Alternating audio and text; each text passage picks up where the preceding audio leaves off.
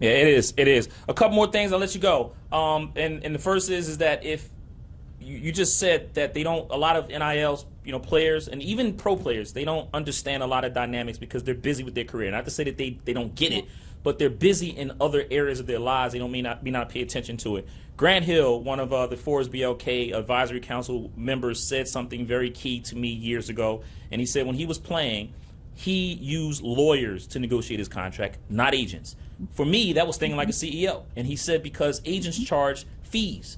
Lawyers charge you about an hour, and after they're done, it's over, right? Why I use a lawyer. CEOs don't have agents, they have lawyers.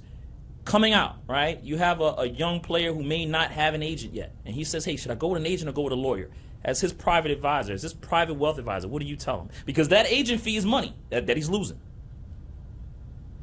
Yeah, it really depends. I mean, my perspective is that the makeup of the team can change and Mm, probably will change over time.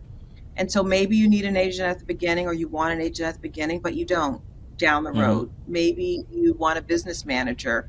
You don't need a business manager at the beginning, but you want one down the road. And so one of the things that we encourage players to do is to understand that they can pivot at any point and change their team as their needs and their situation changes.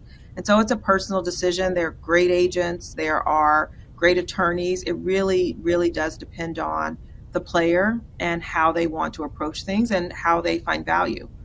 So it's a discussion that we would have. Yeah. Number one's pick is walking into your office. You have literally 2 minutes with him, and he asks you one sentence. You have to answer in one sentence. And he has all this money, and he says, "Why Goldman?" What do you tell him? We've One got the sentence, best. Nicole.